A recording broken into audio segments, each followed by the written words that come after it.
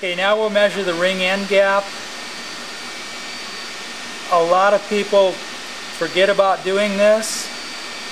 The piston manufacturer has tried to come up with a gap that's correct for a normal size cylinder. You have to measure it though, because your cylinder, if it's used, the gap may not be right.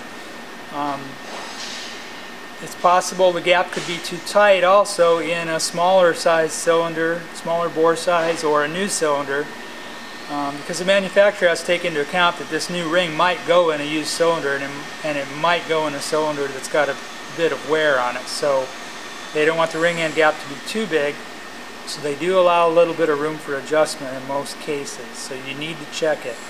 If the ring end gap's too tight, you'll get ring scuffing on the cylinder, which will mark the cylinder, and then it'll lead to oil consumption, and none of that's any good. You want your engine to run like it just got a new piston in it and not like it's worn out. So to measure the ring end gap, easiest way is to install the ring in the cylinder by itself, and I keep it near the top. If it's a used cylinder, you probably want to go down a ½ inch or so. Slide the piston in from the bottom to make sure the ring is square in the cylinder. This is a new cylinder, so we can kind of put it wherever we want to. And then you'll use your feeler gauge to measure the ring end gap. And again, consult your instructions with your piston, or your owner's manual, or the piston manufacturer's online information to see what size ring end gap they recommend. Generally, they're going to be generic about it. They're going to say so many thousandths of an inch or hundredths of a millimeter per inch of bore size, or per millimeter of bore size. Most of these four-stroke racing engines take a little wider gap than, say, an automotive application would, so make sure that you're looking at a high performance type application for the ring end gap. The hotter the engine runs, the wider the gap usually is. Okay, now that you've measured your ring end gap, there's three possibilities. Number one, it's perfect. Number two, it's too small. And number three, it's too big. If it's too big, we can't make it get smaller, so that probably means your cylinder is worn quite a bit, and I'd be questioning your piston clearance also. If it's too small, we can fix that. Now, a lot of people will file them by hand with a hand file. It's usually a bad idea. This is a hard steel. It's hard to cut with a normal file. And when you have to try hard to cut something, it's even harder to keep it straight. And you do need the gap, both sides of the gap, to be straight. They need to match up correctly. Otherwise, you have more chance for oil consumption, you're losing compression. The only correct way to file your ring end gap is with one of these tools. And they're available from a lot of supply houses, tool houses. They're pretty easy to find. Even auto parts houses should have them or be able to get you one. It has a way to hold the ring straight,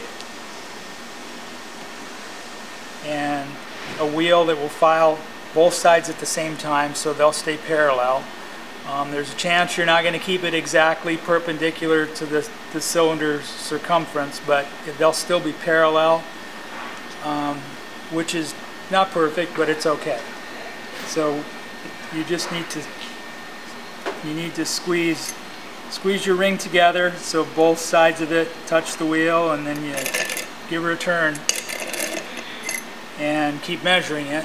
Again, you don't want to make it too big because we can't put the material back on it.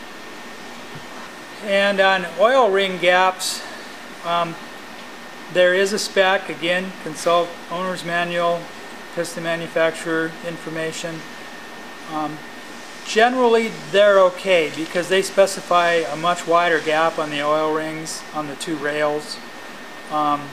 the oil ring expander, usually sometimes a gap is specified, but once again it's a much wider spec. They're usually plenty wide the way they come. Shouldn't have to file them in most cases. And since it's a three-piece ring, you get to stagger the gaps too. So if they're a little wider, it's still going to seal correctly. Okay, now installing the oil ring and the compression ring, I have a way I like to do it. I think some of the piston information might vary a little bit from this, so you can choose what works the best for you. I like to install the expander. You need to make sure that when you install it, you do not overlap the ends of it, because the piston won't go in the cylinder correctly and you're going to burn oil like crazy. So I like to put the gap for the expander on the side, and a lot of this is due to ease of installation into the cylinder. We don't have ring compressors for most of these engines, so you're pushing the rings in by hand, so this makes the end result easier. Make sure that you don't overlap the ends on the expander. I keep my finger there so it can't accidentally pop over. Okay, now we'll install the oil ring rails. I always like to end up with the compression ring gap on the intake side of the piston. It's the cooler running side. Just like to do it that way. Want to stagger the gaps on the rings at 180-degree intervals. So I'm going to start with this gap on the bottom oil scraper, also to the intake side. I'll start it underneath the oil rail, and I want to make sure that I don't misalign the ends of my expander ring, so I'm going to keep my finger over this and hold it in place and gently guide this bottom oil scraper there, keeping my finger over the end of that expander ring. Okay, now the top oil scraper is going to go gap to the exhaust side. So I'm going to start over here.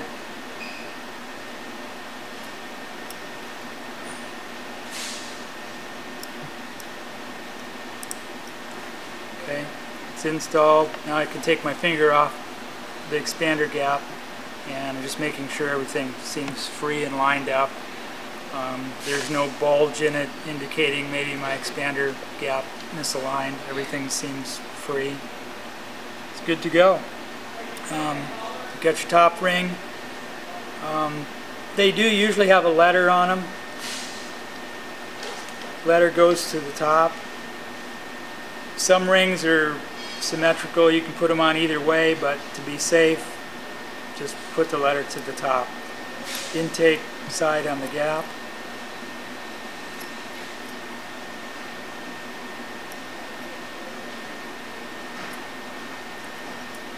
And you're ready to go. And now we're ready to install the piston and cylinder. First thing, don't forget to put your locating dowels in on the bottom of the base gasket. If you don't put them in, you're going to have incorrect cylinder bore to piston and crank alignment, and you're going to wear everything out.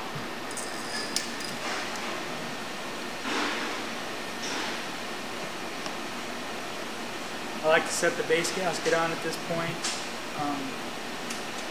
Don't use sealer on them. This is a Honda, it's a metallic gasket. Doesn't need any sealer. Some of the brands have more of a paper type or an aluminum coated gasket. Again, no sealer. Should not need sealer.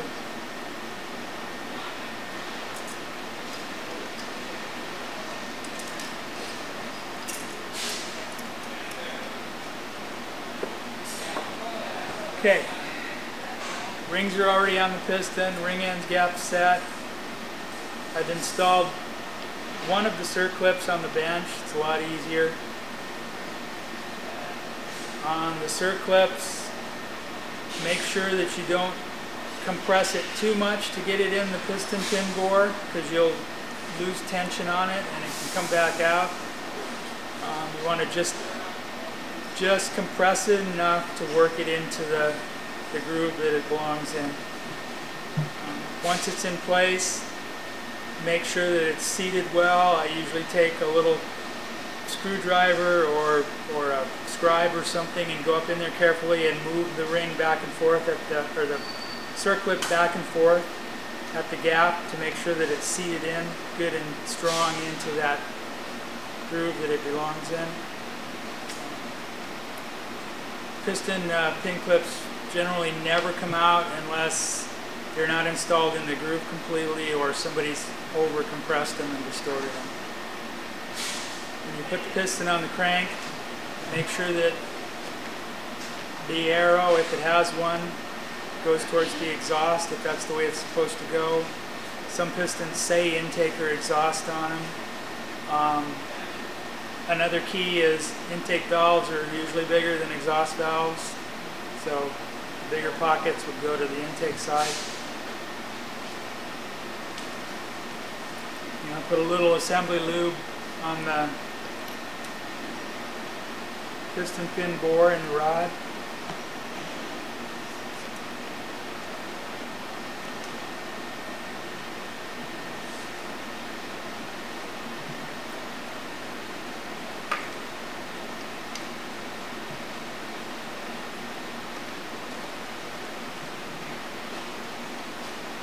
Then you'd install your second clip. Just be careful.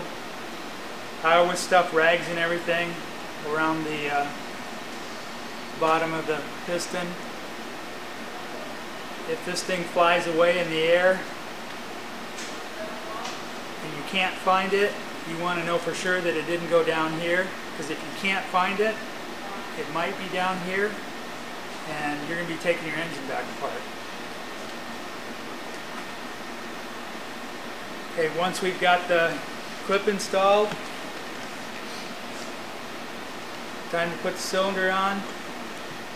Make sure your gaps stayed where we put them, front and back. The reason we go front to back is because the cylinder is longer in the front and the back, and you really can't use a ring compressor on this. You're just going to have to squeeze them in by hand. It's a lot easier that way.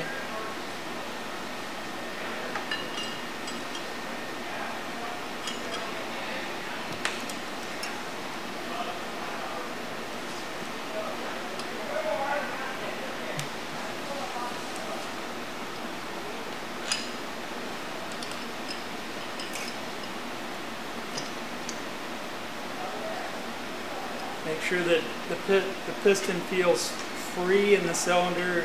It's going to have some drag because of the ring tension, but if it feels tight and it doesn't want to move, then probably something happened with the oil ring and you need to fix it now, because once you assemble it and run it, you're going to ruin everything.